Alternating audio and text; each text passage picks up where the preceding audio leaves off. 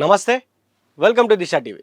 కేంద్ర సహాయ మంత్రి బండి సంజయ్ కుమారుడు బండి సాయి భగీరథపై నమోదైన పోక్సో కేసు ఇప్పుడు రాష్ట్ర రాజకీయాల్లో పెను సంచలనంగా మారింది.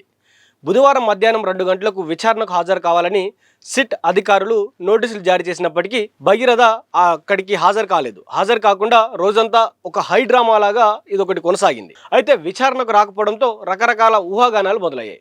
అయితే ఎప్పుడైతే ఆయన విచారణకు రావాలని సిట్ ఆదేశాలు ఇచ్చిందో ఆయన రాకపోయేసరికి కూడా పరారయ్యారనే ఒక ప్రచారం అయితే నడిచింది. భగీరథ్ విచారణకు రాకపోవడాన్ని ఆసరాగా చేసుకుని సోషల్ మీడియాలో పెద్ద ఎత్తున ప్రచారం జరిగింది. ఆయన అరెస్టుకు భయపడి విదేశాలకు పారిపోయారని, పోలీసులకు దొరకకుండా అజ్ఞాతంలోకి వెళ్లారని నెటిజన్లు పోస్టులు పెట్టారు.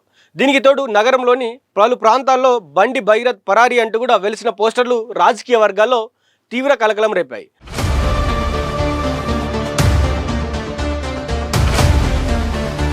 అయితే మనం ఈరోజు పొద్దున్న నుంచి కూడా ఎక్కడైనా మనం చూసుకుంటే మొత్తం పోస్టర్లు బండి భగీరథ్ వెళ్ళిపోయాడు, బండి భగీరథ్ ఎక్కడ కనబడడం లేదు, పరారీలో ఉన్నాడు, బండి భగీరథ్ ఎక్కడ అంటూ కూడా పోస్టర్లు వెలువడినటువంటి పరిస్థితులు కానీ చూస్తూ ఉన్నాం.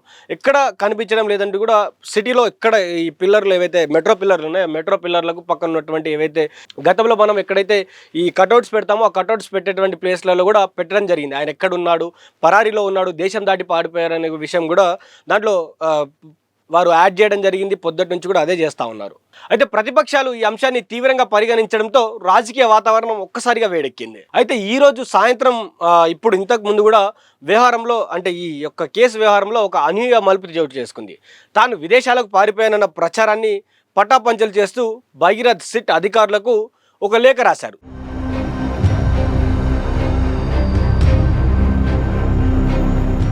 వ్యక్తిగత కారణాల వల్ల ఇవాళ విచారణకు హాజరు కాలేకపోయానని, చట్టంపై తనకు గౌరవం ఉందని అందులో పేర్కొన్నారు.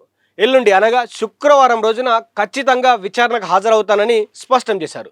అయితే ఎప్పుడైతే సిట్కి ఆయన లేఖ రాసిన దాంట్లో ఇంకా చాలా కీలకమైనటువంటి అంశాలు ఆయన యాడ్ చేయడం జరిగింది. ఈ లేఖలో భగీరథ్ ఒక కీలక విషయాన్ని వెల్లడించారు. తనపై వచ్చిన ఆరోపణలకు సంబంధించినటువంటి తన వద్ద కొన్ని బలమైన ఆధారాలు ఉన్నాయని, వాటిని తీసుకొని అధికారులకు సమర్పిస్తానని, విచారణకు పూర్తి స్థాయిలో సహకరిస్తానని తెలిపారు. ఒకవైపు హైకోర్టులో ముందస్తు బెయిల్ పిటిషన్ విచారణలో ఉండగానే భగీరథ్ నేరుగా విచారణకు వస్తానని చెప్పడం ఇప్పుడు ప్రాధాన్యత సంతరించుకుంది. అయితే శుక్రవారం ఆయన సమర్పించబోయే ఆ కీలక ఆధారాలు ఈ కేసు గతిని ఎలా మారుస్తాయనేది కూడా ఉత్కంఠంగా మారింది. అయితే ఒక విషయం మనం ఇక్కడ మాట్లాడుకోవాలి. భగీరథ్కి ఈ చేసినటువంటి ఏదైతే ఈ మూవ్ ఉందో ఆయన స్ట్రాటజిక్గా చేశాడా లేకపోతే ఎందుకంటే ఆయన ఎప్పుడైతే కోర్టు వద్ద బెయిల్కు సంబంధించినటువంటి పిటిషన్ దాఖలు చేశాడో ఆ పిటిషన్ ఎప్పుడు నిన్న మనం మాట్లాడుకున్నటువంటి వీడియోలో కూడా చూసుకోవచ్చు. ఎప్పుడు ఆ పిటిషన్కి సంబంధించినటువంటి విచారణ ఉందంటే రేపు అంటే గురువారం రోజున విచారణ ఉంది.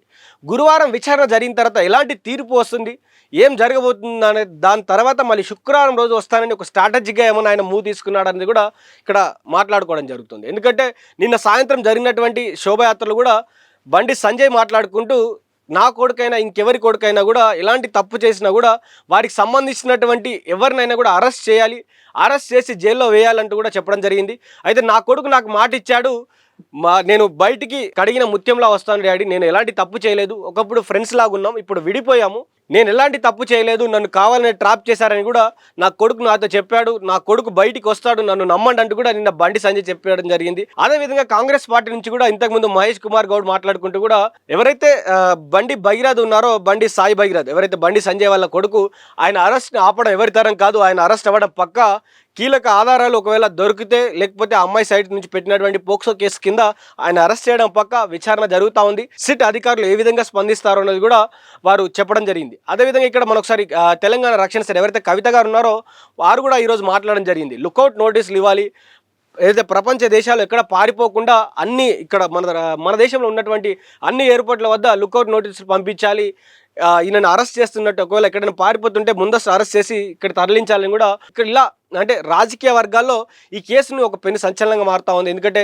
రాజకీయ వర్గాల్లో అక్కడ బీజేపీ పార్టీకి అయితే వరుస ఎదురు దెబ్బలు ఎదురవుతూ ఉన్నాయి. వాళ్ళ పార్టీలో ఉన్నటువంటి నాయకులకు ఫోన్ చేసి మిగతా పార్టీ నాయకులు కావచ్చు, సంఘ సంస్కర్తలు కావచ్చు, ఎవరైనా కూడా ఫోన్ చేసి వివిధ రకాలుగా మీరు ఎందుకు సపోర్ట్ చేస్తూ ఉన్నారు, ఒక మహిళ సైడ్ ఎందుకు మీరు సపోర్ట్ చేయట్లేదని బీజేపీ కార్యకర్తలకు ఫోన్ కాల్ చేసి కొద్దిగా బెదిరించే ప్రయత్నాలు కూడా జరుగుతూ ఉన్నాయి. కొద్దిగా ఈ రాజకీయ గందరగోళం కూడా స్టార్ట్ అయింది.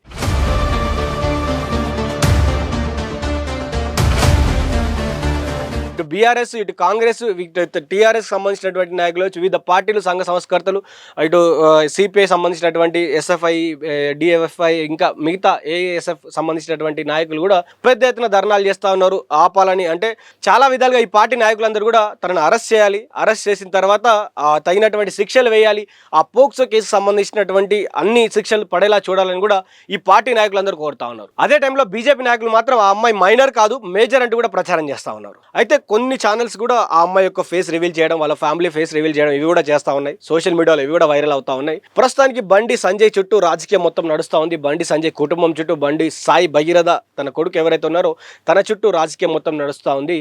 మరి తాను బయటికి వచ్చిన తర్వాత సిట్ విచారణకు హాజరైన తర్వాత, అంటే రేపు మళ్ళీ హైకోర్టులో కూడా మరి పిటిషన్ ఉంది. మరి రేపు బెయిల్కు సంబంధించినటువంటి ఎలాంటి అప్డేట్ వస్తుంది, అదేవిధంగా మరి ఎల్లుండి శుక్రవారం రోజున తను ఏం మాట్లాడబోతా ఉన్నాడు, సిట్కి ఎలాంటి ఆధారాలు ఇవ్వబోతా ఉన్నాడు, మరి తాను చెప్పినట్టు ఏదైనా 5 కోట్లు డిమాండ్ చేశారా, లేకపోతే నిజంగా 50,000 ఎందుకు ఆ అమ్మాయి అకౌంట్లో వేశాడు, ఇవన్నీ అంశాలపైన కూడా సిట్ వేసేటువంటి విచారణలో ఆయన ఇచ్చేటువంటి ఆధారాలు కావచ్చు, ఆయన మాట్లాడేటువంటి మాటలు కావచ్చు, అన్నీ మరి పరిగణ తీసుకొని మరి పోలీసులు పోక్సో చట్టం కింద మరి అతన్ని అరెస్ట్ చేస్తారా.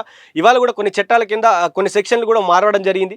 మరి ఆ సెక్షన్లు ఇంకా ఏమైనా మార్పులు జరుగుతాయా, మరి ఆయన ఇచ్చినటువంటి ఆధారాల తర్వాత మరి కరీంనగర్ 1 టౌన్ పోలీస్ స్టేషన్లో ఆయన పెట్టినటువంటి కేసును ఏమైనా పరిగణలోకి తీసుకుంటారు. ఇవన్నీ చాలా అంశాలు కూడా ఈ కేసులో అయితే ఇప్పటికైతే ఉన్నాయి. మరి చూద్దాం రానున్నటువంటి రోజుల్లో మరి ఎలాంటి అప్డేట్ వస్తుందో. మరి బీజేపీ పార్టీ కావచ్చు, కాంగ్రెస్ పార్టీ కావచ్చు, బీఆర్ఎస్, టీఆర్ఎస్, ఇక్కడ ఉన్నటువంటి మిగతా పార్టీలు కావచ్చు ఏ విధంగా దీనిపైన స్పందిస్తాయి. మరి బండి సంజయ్ కుమారుడు బండి భగీరథ అరెస్ట్ అవుతాడా లేదా అనేది కూడా మరికొన్ని రోజులు తెలిసిపోతుంది. అప్పటి వరకు చూస్తూనే ఉండండి దిశ టీవీ.